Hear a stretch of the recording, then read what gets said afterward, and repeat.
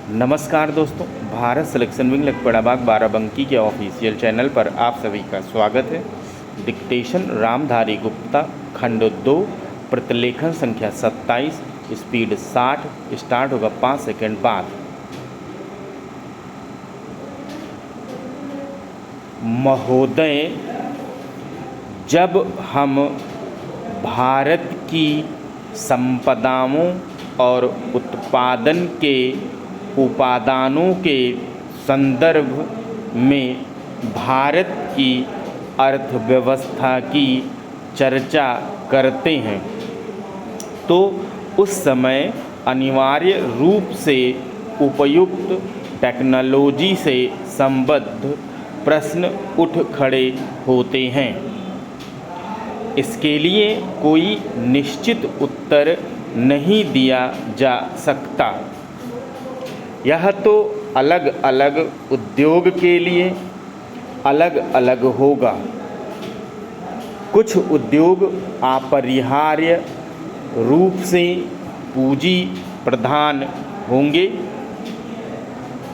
इसका हमारे सुधारों और विदेशी निवेश से कोई संबंध नहीं है। हमारे अपने सरकारी क्षेत्र में स्थापित कई उद्योग बहुत ही पूंजी प्रधान हैं। ऐसे भी कई क्षेत्र हैं जहां उत्पादन के श्रम प्रधान तरीकों का उपयोग होता है और वे प्रतियोगिता का सामना भी करते हैं। सारी दुनिया में हम आज यह देख रहे हैं कि एक जगह वेतन अधिक होने के कारण तथा दूसरी जगह सस्ते विकल्प होने के कारण उद्योग अपने स्थान बदलते रहते हैं। यह बात एक दूसरे से कतई भिन्न क्षेत्रों पर भी लागू होती है, जैसे वस्त्र उद्योग, चमड़े का सामान, इलेक्ट्रॉनिक्स और कई अन्य उद्योग अन्य स्थानों से आकर भारत में जो निवेश किए जा रहे हैं वे ठीक इन्हीं कारणों से किए जाते हैं और ये उद्योग बड़ी मात्रा में रोजगार प्रदान करेंगे। यह आर्थिक निर्णय लेने की स्वाभाविक प्रक्रिया का अंग होता है। ऐसा सोचना अनुभवहीनता ही कहा जाएगा कि भारत में पूंजी प्रधान उद्योगों की स्थापना लोग जानबूझ कर करें,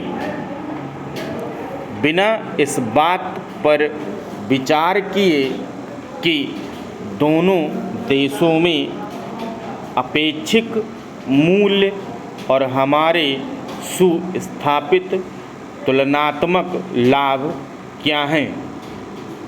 उसी के साथ जहां पूंजी प्रधान टेक्नोलॉजियां और उच्चतर उत्पादकता तथा वेतन साथ साथ चलते हैं, उनका हमें स्वागत करना चाहिए।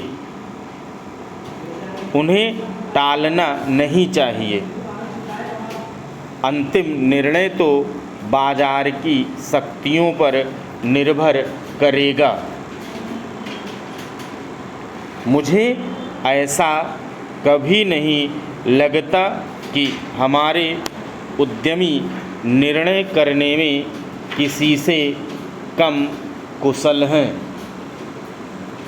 तथापि यहाँ पर यह जोर देना अप्रासंगिक नहीं होगा कि टेक्नोलॉजी का चुनाव अत्यंत सावधानीपूर्वक किया जाना चाहिए।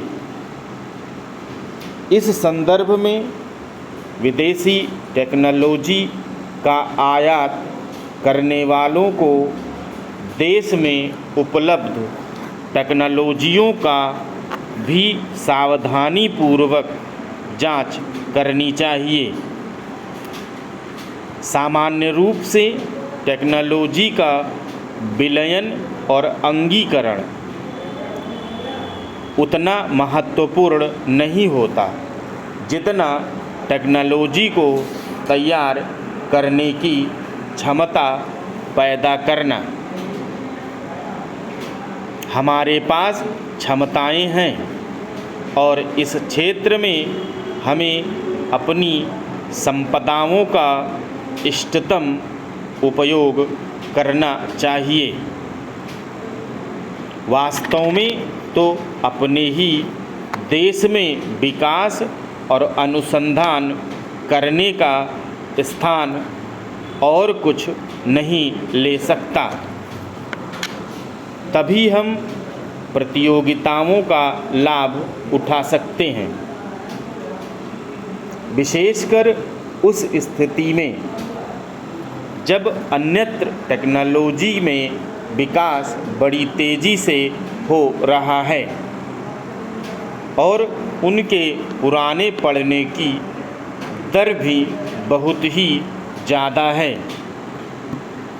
यह बात पूरी तरह स्वीकार की जाती है कि नियंत्रणों और परमिटों की प्रणाली से ईमानदारी का खात्मा हो जाता है।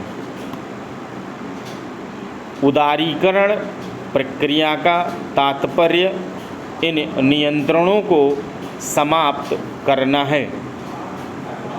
मुझे यह देखकर सचमुच बहुत खेद होता है कि इस संक्रमण काल में जब हम लाइसेंस राज से उदारीकरण की प्रक्रिया की ओर बढ़ रहे हैं, संरचनात्मक समायोजन हो रहा है।